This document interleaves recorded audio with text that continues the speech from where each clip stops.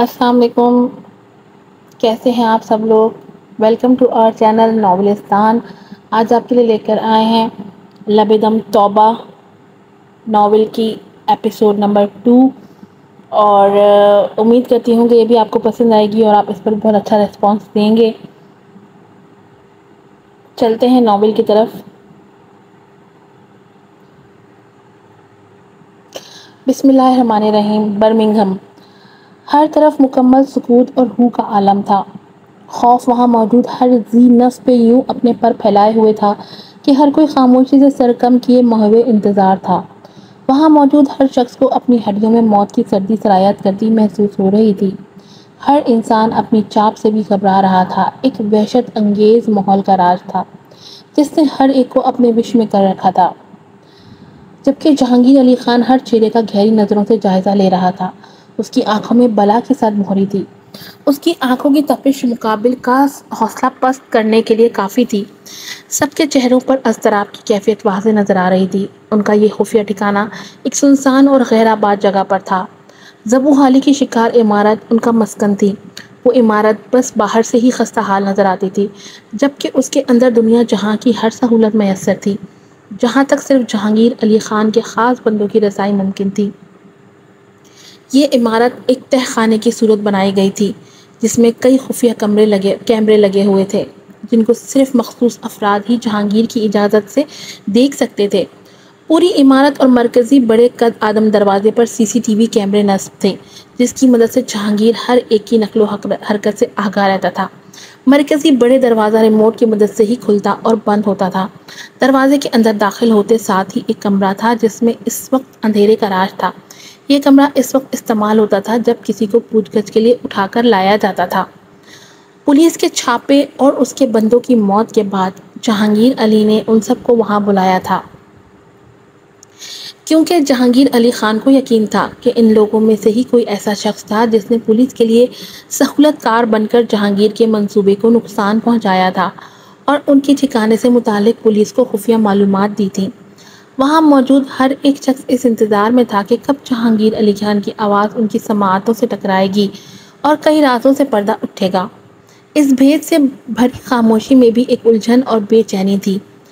یہاں موجود لوگوں میں کوئی ایک ایسا شخص ہے جس نے جہانگیر علی خان کے ساتھ بغاوت کی ہے اور ہمارے خفیہ ٹھکانوں سے متعلق پولیس کو آگاہ کیا ہے اور آج اس کا پردہ فاش کر کے سب کے سامنے عبرت کا نشان بنایا جائے گا تاکہ آئندہ کوئی جہانگیر کے ساتھ بغاوت کرنے کا سوچ بھی نہ سکے. جہانگیر علی خان نے برفیلے لہجے میں گفتگو کا آغاز کیا تھا. اس کے چہرے کے تاثرات اور اس کی آنکھوں کی چمک سب پر ہیبت طاری کر رہی تھی. ہمارے دھندے میں بغاوت کرنے والوں کو معاف کرنے کا مطلب اپنی موت کا فرمان جاری کرنے کے مترادف ہے. ہم زندگی میں بس ایک بار ہی بھروسہ کرتے ہیں کیونکہ دوسری بار بھروسہ کرنے والے جلد ہی مٹی کا رزق بن جاتے ہیں. ہمارے دھندے میں اگر غداروں پر رحم کیا جائے تو پھر ان کے حصے کی موت اپنا مقدر بن جاتی ہے. آخر کار جہانگیر کی آواز نے وہاں موجود سکوت کو پاش پاش کرتے ہوئے کئی انکشافات کیے تھے.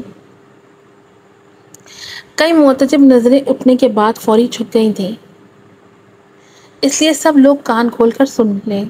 کوئی میرا کتنا بھی قریبی ہو غداری کی سزا اس کے لیے بھی موت ہی ہوگی. تھوڑی دیر بعد جہانگیر کی آواز نے سکوت توڑا تھا. ایک ہاتھ میں پسٹل اور دوسرے ہاتھ میں سگریٹ پکڑے چہل قدمی کے سے انداز میں ادھر ادھر ٹہل رہا تھا. چلتے چلتے سگریٹ کو 2 انگلیوں کے بیچ رکھ کر ہونٹوں کے پاس لا کر ایک خاص ادا سے لبوں تلے دبا کر ایک کش لگایا اور دھوئیں کا مرغولا ہوا میں چھوڑ دیا تھا. مدھم روشنی کی موجودگی میں ہوا میں تحلیل ہوتا دھواں چھٹتی دھن کی طرح محسوس ہو رہا تھا جو دکھنے میں بھلا لگ رہا تھا. اگر کسی کو معلوم ہے کہ غدار کون ہے اور اس نے مجھے بتانے کی زحمت نہیں کی تو اس کا انجام بھی موت ہوگی. میری نظروں میں اذیت ناک موت اس کا مقدر ہے. جہانگیر علی خان کے سرد لہجے نے ہر کسی پر وحشت طاری کر دی تھی کیونکہ یہاں موجود ہر ایک شخص جانتا تھا کہ وہ اپنی بات سے بھرنے والا نہیں ہے لیکن کسی میں جواب دینے کی ہمت نہیں ہو رہی تھی. اور میں یہ جانتا ہوں کہ غدار کون ہے. جہانگیر علی خان کے انکشاف پر جہاں کچھ لوگوں نے حیرت سے ایک دوسرے کی طرف دیکھا تھا تو وہاں کچھ لوگوں کے زرد ہوتے چہرے بھی صاف محسوس کیے جا سکتے تھے. وہاں جہانگیر علی خان واحد شخص تھا جو پرسکون تھا. اس لیے بہتر ہے کہ وہ شخص خود ہی آگے بڑھ کر اپنا جرم تسلیم کر لے۔ دیگر صورت میں اسے اور اس کے خاندان والوں کو وہ اذیت نہ موت دوں گا جس کا انہوں نے تصور بھی نہیں کیا ہوگا، کیونکہ میرے پاس اس کے علاوہ کوئی چارہ نہیں ہوگا۔ اس کے لب و لہجے کی سرد مہری سے پتہ چل رہا تھا کہ وہ اپنے ارادے کا کتنا پکا تھا۔ سب لوگ تحیر زدہ نظروں سے ایک دوسرے کی طرف دیکھ رہے تھے، لیکن کوئی اپنی جگہ سے ٹس سے مس نہیں ہوا تھا، کیونکہ ایسے لوگ تو پہلے ہی اپنی اپنی زندگیاں داؤ پر لگا چکے ہوتے ہیں۔ کوئی ہلچل نہ پا کر جہانگیر علی خان کے ہونٹ پر ہلکی سی مسکراہٹ پھیل گئی تھی، کیونکہ وہ اچھے سے جانتا تھا کہ غدار کو بے نقاب کیسے کرنا ہے۔ اس کے پاس ہمیشہ سے کوئی نہ کوئی پلان ہوتا تھا اور ہر ایک کی کمزوری اس کے پاس تھی۔ ظہیر آج جو نیا مال آیا ہے اس کو اسکرین پر دکھائیں تاکہ ہمارے دوست بھی ہمارا انتخاب دیکھ لیں۔ جہانگیر کی بات سن کر اس کے دائیں بازو سمجھے جانے والے ظہیر نے اسبات میں سر ہلایا تھا، جبکہ دوسرے لوگ تجسس بھری نظروں سے سامنے دیوار پر لگی بڑی سی اسکرین کی طرف متوجہ ہو گئے تھے۔ اسکرین پر ویڈیو چلتے ہی جہانگیر کے ایک اور قریبی سمجھے جانے والے جوزف کے چہرے پر ایک رنگ سا آ کر گزر گیا تھا۔ ایک لمحے کے لیے خوف اس کے چہرے پر نظر آیا تھا، لیکن پھر وہ فوری سنبھل گیا تھا۔ جوزف ان لوگوں میں شمار کیا جاتا تھا جو جہانگیر کے قریبی دوست سمجھے جاتے تھے۔ اسکرین پر ایک نوجوان اور خوبصورت لڑکی کی ویڈیو چل رہی تھی جو ہراساں نظر آ رہی تھی۔ اس کے ہونٹے سے خون کی ہلکی سی لکیر نمودار ہوتی ہوئی اس کے گریبان کو تر کر رہی تھی۔ اس کے بال بکھرے ہوئے تھے، اس کے دونوں ہاتھ پشت پر بندھے ہوئے تھے اور وہ بری طرح رو رہی تھی۔ ساتھ ہی ایک مسلح شخص اس کے سر پر کھڑا جہانگیر علی خان کے اشارے کا منتظر تھا۔ اس کے ساتھ ہی جہانگیر کا قہقہ فضا میں بلند ہوا تھا، میری بیٹی کو چھوڑ دو، وہ بے قصور ہے، اس نے تمہارا کچھ نہیں بگاڑا ہے۔ اچانک سے جوزف کی کپکپاتی آواز پر اس نے پلٹ کر دیکھا تھا۔ اس کے چہرے پر بے پناہ خوف درایا تھا، جبکہ جہانگیر علی خان کی بھویں غصے سے تن گئی تھیں۔ کیا کہا؟ تمہاری بیٹی؟ لیکن تم نے تو کہا تھا کہ تمہارے آگے پیچھے کوئی نہیں ہے، میری بیٹی کہاں سے آ گئی؟ تو کیا تم نے اپنے متعلق جو بتایا تھا وہ سب جھوٹ تھا؟ اف خدایا، جہانگیر علی خان کے ساتھ دھوکا! جہانگیر نے جان بوجھ کر انجان بننے کا ڈرامہ کیا تھا۔ جوزف کے پاس اب بھاگنے کا کوئی راستہ نہیں تھا، کیونکہ جہانگیر نے اس کے بھاگنے کے تمام راستے بند کر دیے تھے۔ جو کہنا ہے مجھے کہیں، لیکن میری بیٹی کو چھوڑ دیں جہانگیر، ورنہ آپ کا انجام بہت برا ہوگا۔ جوزف جان چکا تھا کہ اب وہ جہانگیر سے نہیں بچ سکتا، لیکن وہ اپنی بیٹی کو اس کے شکنجے سے بچانا چاہتا تھا، کیونکہ وہ اچھے سے واقف تھا وہ اس کے ساتھ کیا سلوک کرے گا۔ اس لیے وہ بولکھلاتے ہوئے الٹا دھمکیوں پر اتر آیا تھا۔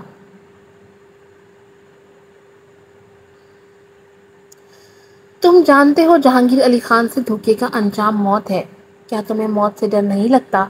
آخرکار جہانگیر غصے سے دہاڑا تھا۔ بتاؤ اور کون تمہارے ساتھ ملا ہوا ہے، اور مجھے میرے انجام سے مت ڈراؤ، تم اپنی خیر بناؤ۔ یہ واضح ہے کہ ہمارے بیچ غدار تم ہو۔ جہانگیر علی خان نے درست لہجے میں دریافت کیا تھا۔ اب کی بار جوزف کی رنگت زرد پڑنے لگی تھی۔ آپ کو ضرور کچھ غلط فہمی ہوئی ہے، میں کسی کے ساتھ نہیں ملا ہوا، پلیز میری بیٹی کو چھوڑ دو۔ جوزف نے بمشکل اپنے غصے کو ضبط کرتے ہوئے جواب دیا تھا۔ میں جانتا ہوں کہ تم پولیس والے ہو جو ہمارے منصوبے جاننے کے لیے ہمارے گینگ میں شامل ہوا، اور تم اب بھی میری آنکھوں میں دھول جھونکنے کی کوشش کر رہے ہو، اور تمہیں لگتا ہے کہ اب میں تمہارے جھوٹ پر یقین کر لوں گا، تو یہ تمہاری غلط فہمی ہے۔ جہانگیر علی خان غصے سے دہاڑا تھا، اس کی آنکھیں آگ اگل رہی تھیں۔ جوزف کی حالت پتلی ہو گئی تھی، کیونکہ اس کا راز کھل گیا تھا۔ وہ بری طرح پھنس چکا تھا، اب اس کے پاس انکار کی کوئی گنجائش نہیں تھی، کیونکہ جہانگیر سب کچھ جانتا تھا۔ مجھے بے شک جان سے مار دو، لیکن میری بیٹی کو چھوڑ دو، اس کی تمہارے ساتھ کوئی دشمنی نہیں ہے، وہ بالکل معصوم ہے، جوزف نے گڑگڑاتے ہوئے کہا تھا۔ بیٹی کے لیے اس کی پریشانی اس کے چہرے سے آیا تھی۔ وہ کسی بھی طرح اپنی بیٹی کو جہانگیر کے عذاب سے بچانا چاہتا تھا۔ ایک شرط پر چھوڑوں گا، تمہارے ساتھ اور کون لوگ ہیں اور تم کیا کچھ جانتے ہو؟ جہانگیر نے درست لہجے میں پوچھا تھا۔ میرے ساتھ اور کوئی نہیں ہے، لیکن یہ بھی سچ ہے کہ میں پولیس کا آدمی ہوں، اس نے سر جھکاتے ہوئے اعتراف کر لیا تھا۔ لیکن جہانگیر علی خان اچھی طرح جانتا تھا کہ یہ ادھورا سچ ہے، جبکہ وہ پورا سچ جاننا چاہتا تھا۔ یہ سن کر خوشی ہوئی کہ تم نے اپنی غلطی کا اعتراف کر لیا ہے، اپنی غلطیوں کو تسلیم کرنے کا ظرف بھی ہر کسی میں نہیں ہوتا۔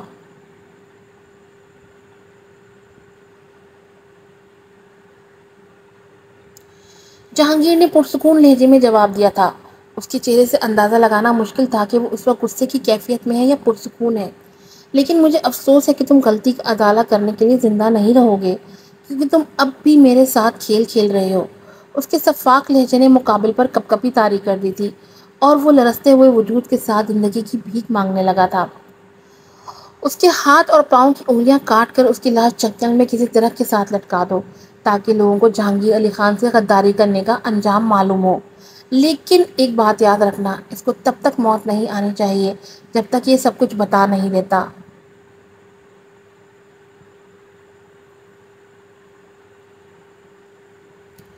اور پھر اس کی بات پر فوری عمل درآمد کیا گیا تھا۔ یہی وجہ تھی کہ اس کے بے رحم رویے کی وجہ سے برمنگھم میں موجود بڑے بڑے گینگسٹر اس سے خائف رہتے تھے۔ جوزف پر تشدد کرنے کے بعد اس کی لاش ایک سنسان جگہ روڈ پر پھینک دی گئی تھی۔ لاش پر کیا گیا تشدد کرانے والے کی بے رحمی کا منہ بولتا ثبوت تھا۔ لاش کو جگہ جگہ سے کٹ لگائے گئے تھے کہ ان کی اصلی ساخت برقرار نہ رہی تھی۔ سر پر ایک بھی بال موجود نہ تھا، جبکہ بلیڈ سے لگائے گئے کٹ واضح طور پر نظر آ رہے تھے۔ لاش کی حالت پہ نظر پڑتے ہی رونگٹوں کا کھڑا ہو جانا لازم تھا۔ درندگی کی انتہا تھی۔ لاش کی یہ حالت کروانے کے بعد جہانگیر کے حکم پر فوری طور پر ان کا خفیہ ٹھکانہ اور خفیہ کوڈ بدل دیے گئے تھے، کیونکہ وہ جانتا تھا کہ جوزف کی لاش ملنے کے بعد پولیس فوراً سے حرکت میں آئے گی اور سب سے پہلے انہوں نے ہی گرفت میں آنا تھا۔ اس لیے بروقت تمام انتظامات مکمل کر لیے گئے تھے، اور یقیناً وہ جہانگیر ہی تھا جس نے اتنی صفائی سے یہ سب کروایا تھا کہ لاکھ کوششوں کے باوجود بھی کوئی سرا ہاتھ میں نہ آنا تھا، کیونکہ وہ جہانگیر علی خان تھا۔ جہانگیر مطلب دی ماسٹر مائنڈ، جو کہیں بھی سراغ نہیں چھوڑتا تھا۔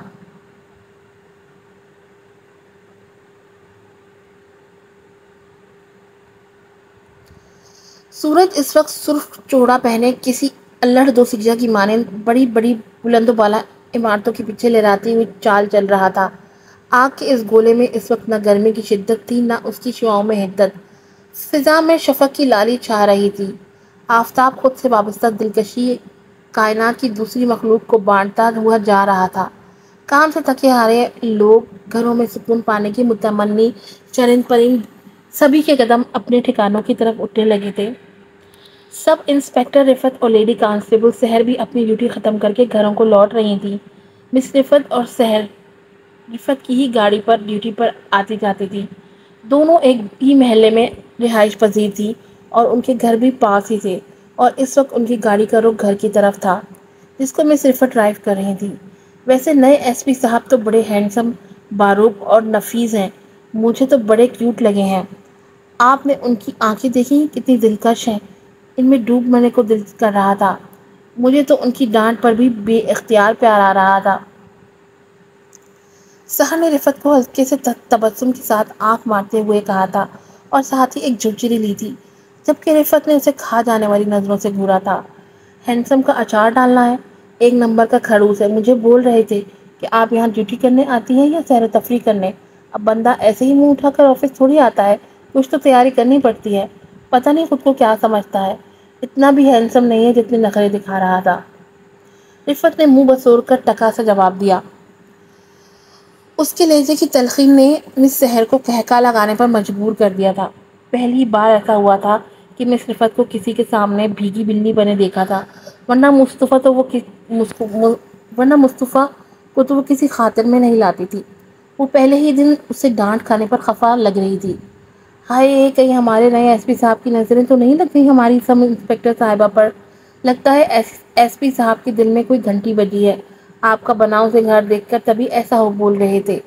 ویسے بھی ہماری سب انسپکٹر صاحبہ ہی ہیں ہی اتنی پیاری کہ کوئی بھی اپنا دل ہار سکتا ہے، اور کھڑوس ہے تو کیا ہوا، جتنا پیارا ہے اتنا تو بنتا ہے۔ سحر نے مسکراتے ہوئے معنی خیز انداز میں کہا تھا، اور رفت نے اسے ایک بار پھر پرسیلی نظروں سے دیکھا تھا۔ وہ ایسے ہی بنا سوچے سمجھے کچھ بھی بول دیتی تھی۔ چل بکواس نہ کر، ورنہ تمہارے اس چہیتے ایس پی سے پہلے تمہارا منہ توڑواؤں گی۔ ورنہ تمہارے اس چہیتے ایس پی سے پہلے تمہارا منہ توڑ دوں گی۔ ایسے کھڑوس لوگوں کے دلوں میں گھنٹیاں نہیں بجتی، اور اتنا بھی پیارا نہیں ہے جتنا تم اس کے لیے مری جا رہی ہو۔ اگر وہ مجھ پر دل ہار بھی گیا تو میں اس کے دل کے ٹکڑے ٹکڑے کر دوں گی۔ لیکن ایسے خڑوس کو کبھی اپنا دل نہیں دوں گی، کیونکہ میں تمہاری طرح دل پھینک نہیں ہوں، ایک تم ہی کافی ہو اس کے صدقے والی جانے کے لیے۔ رفت کی بات پر سحر نے ایک جاندار کہکا لگایا تھا، جبکہ رفت کے چہرے پر سنجیدگی برقرار رہی تھی، لیکن شاید وہ غصے میں بہت بڑا دعویٰ کر گئی تھی، کیونکہ دل پر کسی کا اختیار تھوڑی ہوتا ہے کہ سوچ سمجھ کر اپنی مرضی سے کسی کو سونپ دیا جائے۔ محبت تو عطا ہوتی ہے جو ہر کسی کو نصیب نہیں ہوتی۔ ویسے سچ کہوں تو میری نظر تو ایس پی صاحب پر جم گئی ہے، کیا پرسنالٹی ہے یار، ان کی آنکھوں میں کچھ ایسا جادو پنہا ہے کہ میں تو اس کی دیوانی ہو گئی ہوں، اور اس کے بال، ہائے میں مر جاواں۔ سحر نے باقاعدہ دل پر ہاتھ رکھتے ہوئے کہا تھا، میرے بس میں ہوتا تو پہلی فرصت میں ان کو پرپوز کر دیتی، لیکن مسئلہ یہ ہے کہ یہ بھی نہیں پتا کہ ہمارے ہینڈسم ایس پی صاحب کنوارے ہیں یا شادی شدگان میں شمار ہوتا ہے، اور اوپر سے کھڑوس بھی ہیں، اور ایسے لوگوں کے پیچھے پہلے ہی ایک لمبی قطار ہوتی ہے۔ سحر تو باوری ہوئی جا رہی تھی۔ گاڑی ڈرائیو کرتے ہوئے رفت نے ایک نظر سحر کے چہرے پر ڈالی، جو بہت زیادہ پرجوش لگ رہی تھی۔ مس سحر صاحبہ، ابھی سے اتنی اونچائی پر مت اڑو اور اپنے کام پر توجہ دو، زیادہ شوخیاں مارنے کی ضرورت نہیں ہے، ورنہ منہ کے بل گرو گی۔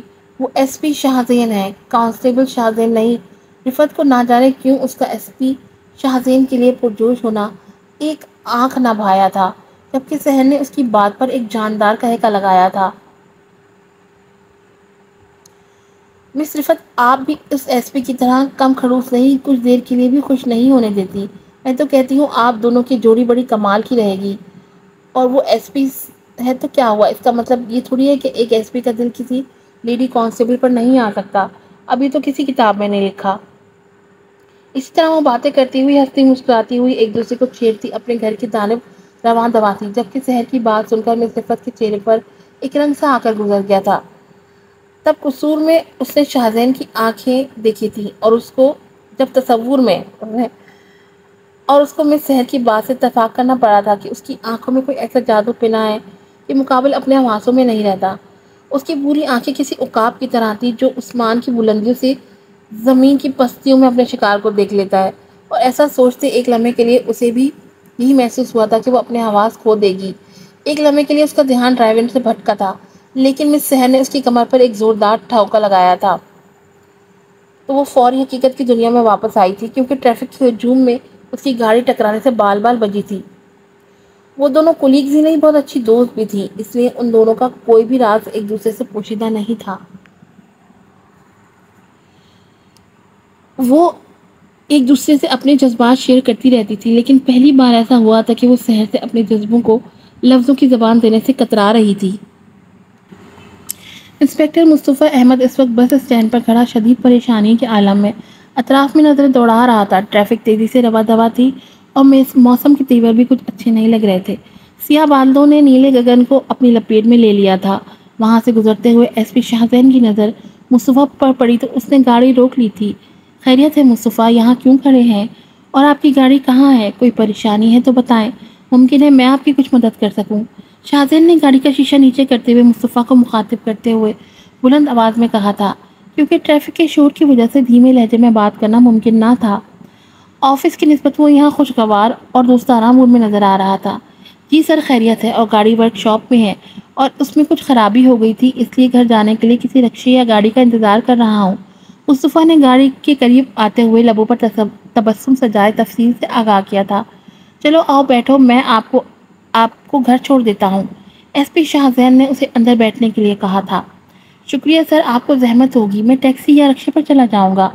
مصطفیٰ نے فوری طور پر جواب دیا تھا، زحمت کیسی، میں نے بھی اپنی رہائش ناظم آباد میں رکھی ہے، ادھر ہی جا رہا ہوں، تمہیں بھی ڈراپ کر دوں گا، اور ویسے بھی موسم کے تیور خراب ہیں، کسی وقت بھی بارش ہو سکتی ہے، آ جائیں، اسی بہانے آپ کے ساتھ کچھ گپ شپ بھی ہو جائے گی۔ ایس پی شاہزین نے ایک بار پھر کھلے دل سے پیشکش کی تھی۔ مصطفیٰ کے پاس مزید انکار کی گنجائش نہیں تھی، اس لیے بنا کسی تردد کے وہ دروازہ کھول کر فرنٹ سیٹ پر بیٹھ گیا۔ مصطفیٰ، مجھے صدر کے علاقے سے متعلق تمام تر معلومات چاہیے کہ کون کون سے ایسے غیر قانونی دھندے ہیں جو یہاں ہو رہے ہیں، اور اس میں ملوث ہاتھ کون سے ہیں۔ گاڑی سڑک پر آتے ہی شاہزین کی آواز اس کی سماعتوں سے ٹکرائی تو اس نے تعجب سے اس کی طرف دیکھا۔ وہ پراعتماد انداز میں نظر سامنے سڑک پر چمائے گاڑی ڈرائیو کر رہا تھا۔ سر، یہاں منشیات فروشوں اور بچوں کو اغوا کرنے والوں کا گروہ بہت سرگرم ہے، لیکن افسوس تو اس بات کا ہے ان سب گروہوں کی پشت پناہی بہت اوپر سے ہو رہی ہے، اور جہاں تک میرا خیال ہے اس میں بیرونی ہاتھ بھی ملوث ہیں، اور ہمارے آنے والی نسلیں بڑی تیزی سے پاؤڈر جیسی مزی نشے کا شکار ہو رہی ہیں، جبکہ اسٹریٹ کرائم کی عروج پر ہے۔ مصطفیٰ نے بڑے تحمل اور محتاط لہجے میں جواب دیا تھا۔ تو آپ نے اب تک کارروائی کیوں نہیں کی، جبکہ آپ اس تھانے کے انچارج ہیں اور یہ علاقہ آپ کے زیر سایہ آتا ہے؟ کیا آپ نے یہ وردی بس آفس سے بیٹھنے کے لیے پہنی ہے یا جرائم پیشہ افراد کی پشت پناہی کرنے کے لیے؟ جہاں تک میری معلومات ہے آپ ایک ایماندار پولیس آفیسر ہیں، تو پھر یہ تاخیر کا سبب کیا ہے؟ شاہزین نے سوالیہ نظروں سے اس کی طرف دیکھتے ہوئے کہا۔ مصطفیٰ نے اس کے لہجے کی چبھن کو فوری محسوس کر لیا تھا۔ جیسا کہ میں بتا چکا ہوں، ان کا نیٹ ورک بہت مضبوط ہے، جس کی پشت پناہی کرنے والے بڑے بڑے عہدوں پر فائز ہیں، جو ہمارے کام میں رکاوٹ بنتے ہیں، اور اس معاملے میں پولیس مکمل طور پر بے بس ہے۔ مصطفیٰ نے دھیمے لہجے سے کہا۔ وہ وضاحت کی تھی۔ اسے شاہزین کی بات کھٹکی تھی۔ آپ کا کہنا ہے کہ آپ بے بس اور مجبور ہیں، تو پھر چھوڑ کیوں نہیں دیتے تاکہ کوئی اہل شخص اس سیٹ پر بیٹھ سکے؟ کیوں سرکاری خزانے پر بوجھ بن کر بیٹھے ہیں، جبکہ کراچی جیسے بڑے شہر کو ہماری ضرورت ہے اور ہم مجبوریوں کے بوجھ تلے دبے ہوئے ہیں؟ آخر یہ کب تک چلے گا؟ مصطفیٰ نے اس کا لہجہ پڑھنے کی بہت کوشش کی، لیکن وہ بالکل بھی محسوس نہیں کر سکا کہ یہ مشورہ تھا یا طنز۔ سسٹم کو ٹھیک کرنا کسی ایک کے بس کا روگ نہیں، اور جب ہمیں اوپر سے کام نہ کرنے کا دباؤ دیا ہوگا تو پھر ہمارے پاس صرف ایک ہی آپشن رہتا ہے کہ خاموش تماشائی بن کر سب کچھ اپنی آنکھوں سے دیکھتے رہیں۔ اب آپ خود بھی یہاں ہیں تو آپ قدم بڑھائیں، ہم آپ کا بھرپور ساتھ دیں گے انشاءاللہ۔ مصطفیٰ نے صاف گوئی کا مظاہرہ کیا تھا، جبکہ شاہزین اس کی بات سن کر ہلکا سا مسکرایا تھا۔ اچھا، تو یہ بات ہے، چلے دیکھتے ہیں کہ یہ لوگ کتنے مضبوط ہیں۔ ہر اس شخص کا احتساب ہوگا جس نے اپنے حلف کی پاسداری نہیں کی، کیونکہ اگر ہم ان سے اس چیز کا حساب نہیں لیتے تو اس وردی کو ضبطاً کرنے کا کوئی جواز نہیں بچتا۔ شاہزین نے ہلکی سی مسکراہٹ کے ساتھ اب بعد میں سر ہلاتے ہوئے جواب دیا تھا۔ مصطفیٰ، میں جانتا ہوں کہ آپ ایک ایماندار اور دبنگ پولیس آفیسر ہیں۔ میں نے آپ کا سارا ریکارڈ چیک کیا ہے، آپ کا ماضی بے داغ ہے، اس لیے میں تم پر بھروسہ کر سکتا ہوں۔ بہت سے معاملات ایسے ہیں جن میں مجھے تمہاری مدد کی ضرورت ہوگی، اور میں امید کرتا ہوں تم مجھے مایوس نہیں کرو گے۔ اس بار شاہزین نرم لہجے میں سنجیدگی سے گویا ہوا تھا۔ انشاءاللہ سر، میں اپنے عہد کو نبھانے کے لیے جان بھی دینے سے بھی دریغ نہیں کروں گا، مصطفیٰ نے مضبوط لہجے میں جواب دیا تھا۔ تو پھر تم دیکھتے جاؤ کہ وطن عزیز کی جڑیں کاٹنے والوں کو ہم اس طرح کاٹیں گے کہ ان کی نسلیں بھی یاد رکھیں گی۔ روشنیوں کے شہر میں اندھیرا کرنے کی کوشش کرنے والوں کا نشان تک مٹا دوں گا۔ اور تب مصطفیٰ جان چکا تھا کہ شیر بھیڑیوں کی کچار میں داخل ہو چکا ہے، جو بہت جلد قانون شکن افراد کے لیے مصیبت بننے والا تھا۔ اچانک سے بادل کی زوردار گرج کے ساتھ طوفانی بارش شروع ہو گئی تھی، اور دیکھتے ہی دیکھتے سیاہ تاریکی نے پورے شہر کو گھیرے میں لے لیا تھا۔ چند منٹوں میں ہی سڑکیں اور گلیاں پانی سے جل تھل ہو گئی تھیں۔ شاہزین نے گاڑی کی رفتار کم کر دی تھی۔ کچھ ہی دیر میں وہ باتیں کرتے ہوئے انسپکٹر مصطفیٰ احمد کے گھر کے سامنے پہنچ چکے تھے۔ موسم کی خرابی کے سبب مصطفیٰ احمد نے ایس پی شاہزین کو اصرار کر کے اندر بلا لیا تھا تاکہ موسم کچھ بہتر ہونے تک وہ یہیں آرام کرے۔ تھوڑے تردد کے بعد ایس پی شاہزین کی نہ چاہتے ہوئے بھی مصطفیٰ کی پیشکش قبول کر لی تھی۔ مصطفیٰ نے شاہزین سے چابی لے کر گاڑی پارک کرنے لگا اور ایس پی شاہزین کو ملازم کے ساتھ اندر ڈرائنگ روم میں بھیج دیا تھا۔ آج کی ایپیسوڈ یہیں پر ختم ہوتی ہے۔ امید کرتی ہوں کہ آپ کو پسند آئی ہوگی۔ اپنی پسند کا اظہار کمنٹ باکس میں کیجیے گا، ویڈیو کو لائک کیجیے گا، چینل کو سبسکرائب کیجیے گا۔ نئے ایپیسوڈ کے ساتھ دوبارہ حاضر ہوں گی۔ السلام علیکم۔